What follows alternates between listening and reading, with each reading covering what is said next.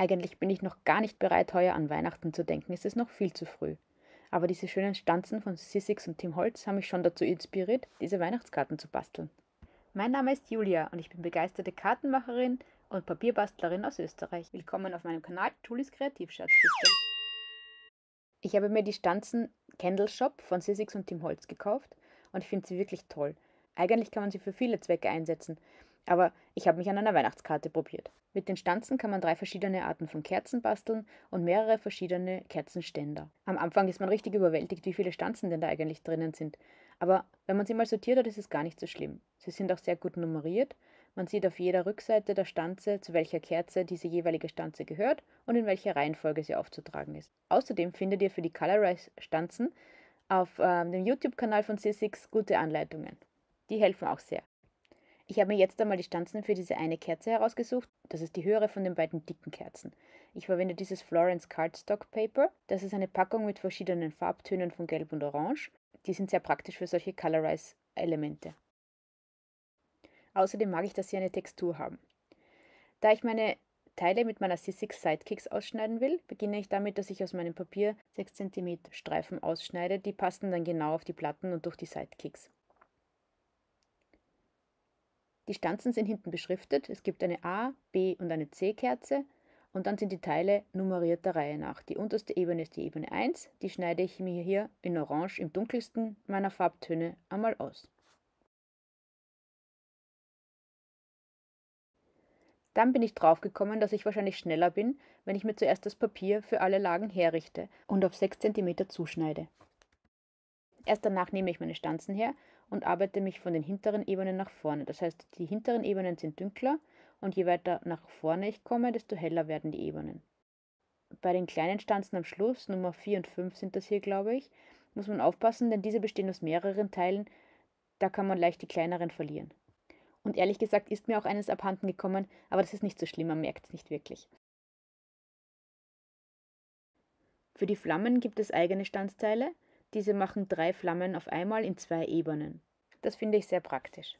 Außerdem gibt es ein Stanzteil, das noch die Dochte macht, auch wieder 3 auf einmal. Ich finde auch diese kleinen Stanzen eignen sich extrem gut, um irgendwelche Papierreste zu verwerten, die man vielleicht noch herumliegen hat. Jetzt geht es ans Zusammenkleben der Kerze. Ich habe mir die Ebenen schon vorbereitet und drehe sie jetzt um, dass ich wieder mit der dunkelsten Ebene anfange. Das Aufeinanderkleben ist nicht so schwer, denn auf den unteren Ebenen sind Eindrücke durch Stanzen entstanden und man sieht dann genau, wohin die obere Ebene draufgeklebt werden muss. Da es dazu sonst nicht viel zu sagen gibt, schalte ich jetzt auf Musik.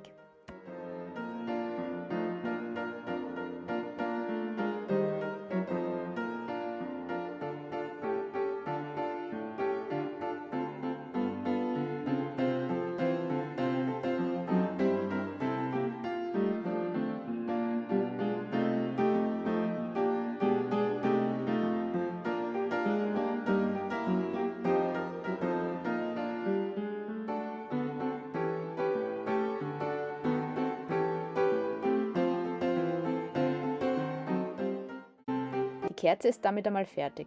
Jetzt kommt der Kerzenleuchter. Auch hier gibt es wieder mehrere Varianten zur Auswahl. Ich habe mich für diese sehr flache Schale entschieden, die ich jetzt machen werde. Ich nehme wieder Florence Cardstock zur Hand und suche mir diesmal Grau- und Brauntöne heraus, die zum Kerzenleuchter passen. Ich habe mir wieder 6 cm Streifen zugeschnitten und stanze mir die notwendigen Teile jetzt aus. Das Zusammenkleben ist auch hier wieder sehr einfach. Die Teile sind nummeriert und man sieht durch die Eindrücke auf der Stanze genau, wohin die obere Schicht geklebt werden muss. So, damit sind einmal 2 wesentliche Teile meiner Karte fertiggestellt. Jetzt ist mir noch irgendwie das Ganze ein bisschen zu sauber gewesen. Ich meine, eine Kerze soll ja leuchten und hell sein, aber ich wollte ein bisschen diesen Vintage-Look erzeugen und habe deshalb mit Vintage Photo Distress Ink ein bisschen die Kanten und Ecken in der Kerze noch dünkler gemacht. Für den Hintergrund meiner Karte verwende ich diesen 3D-Embossing-Folder von Tim Holtz und Sizzix, der nennt sich Pine Branches. Ich nehme hier ein Aquarellpapier, ein relativ dickes mit 300 Gramm und spritze es ein bisschen mit Wasser ein, bevor ich es in den Embossing-Folder hineinlege. Nachdem das Ganze durch meine Sizzix Big Shots durchgelaufen ist, sieht man hier die wunderschöne Textur, die dieser Embossing-Folder auf der Karte hinterlassen hat. Aber es soll natürlich nicht weiß bleiben, daher gehen wir jetzt ans Einfärben. Mit einer Blending Brush und Distress Ink Forest Moss versuche ich hier nur die Nadelzweige die auf dem Embossing Folder den Eindruck hinterlassen haben, grün zu färben. Ich drücke dabei wirklich nicht sehr fest auf, damit ich ja nicht zu viel Farbe auf mein normales weißes Papier bekomme. Das gefällt mir schon ganz gut, das schaut richtig schön aus.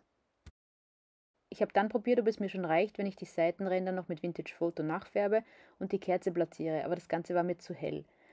Daher habe ich den Hintergrund dann mit Distress Oxide, Shabby Shutters und Bundled Sage eingefärbt. Dann habe ich nochmal Forest Moss rausgeholt und die Tannenzweige verstärkt. Als nächstes habe ich ein bisschen Wasser aufgetragen, um das Distress Oxide reagieren zu lassen.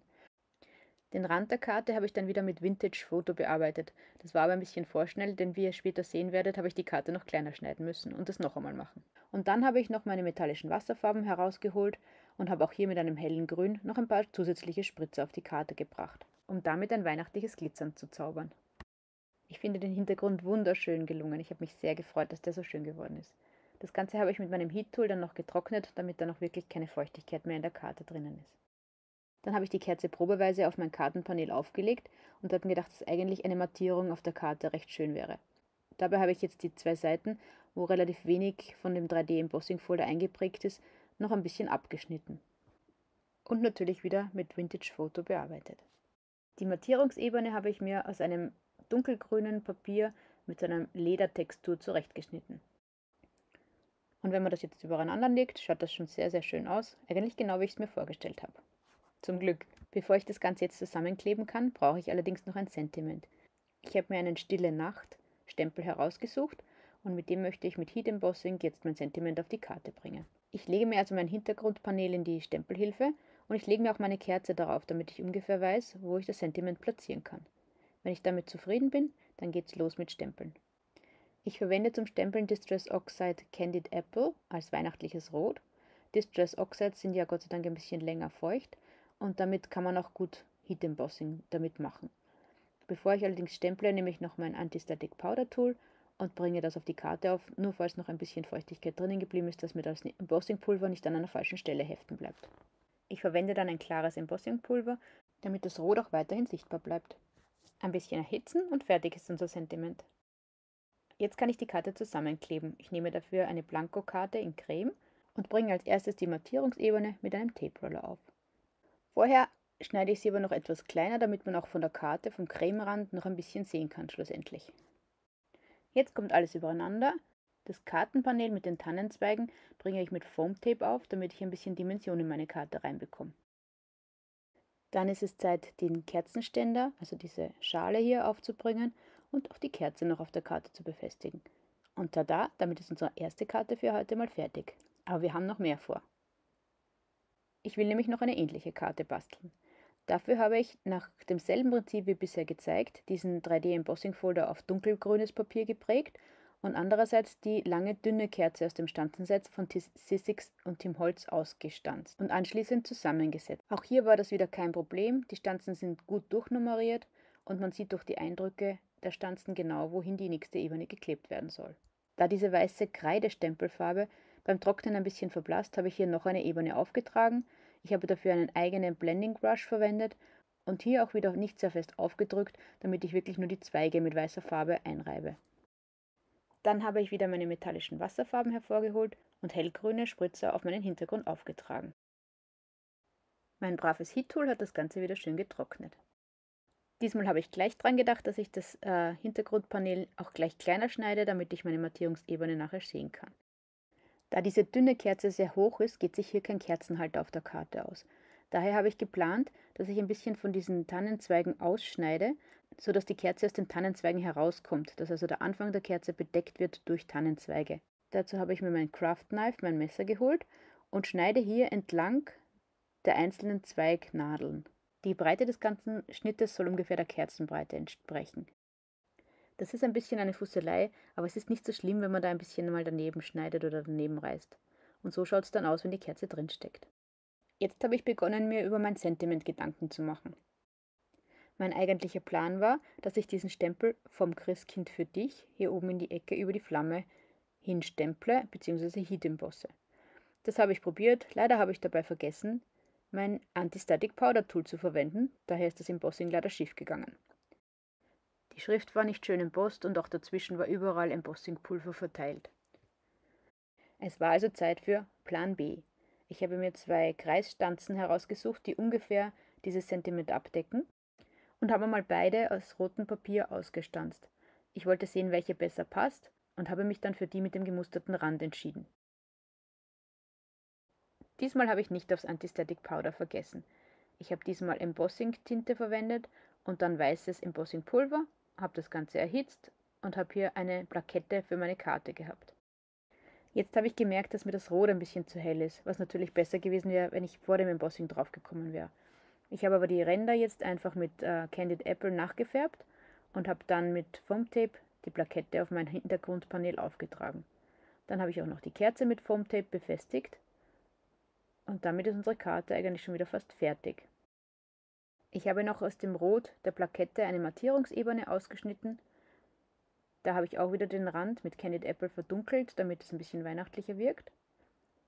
Habe dann mit Vintage Photo versucht, das Ganze noch dunkler zu bekommen und wieder Wasserspritzer aufgetragen, um ein schönes Muster in meinen Rand zu bekommen. Anschließend habe ich noch mit einem goldenen Glitzerstempelkissen den Rand ein bisschen eingerieben. Fehlt nur noch die Karte zusammenzukleben, zuerst die Mattierungsebene, dann mein Hintergrundpanel, aber vorher habe ich auch das wieder mit meiner goldenen Glitzertinte eingerieben. Und hier habe ich wieder Foamtape benutzt, um die Dimension wieder in die Karte hinein. Das Kreidestempelkissen war mir eigentlich nicht hell genug und hat nicht genug gestrahlt auf dieser Karte. Daher habe ich meinen weißen Gelstift genommen und habe dann die Tannenzweige nochmal schön nachgezeichnet. Jetzt war ich zufrieden mit meiner Karte. So, ich würde sagen, Weihnachten kann kommen. Das waren die Karten für heute und ich hoffe, es hat euch gefallen. Ich würde mich sehr freuen, wenn ihr mir ein Like da lässt oder sogar meinen Kanal abonniert, wenn euch das Video gefallen hat. Bis zum nächsten Mal. Ciao!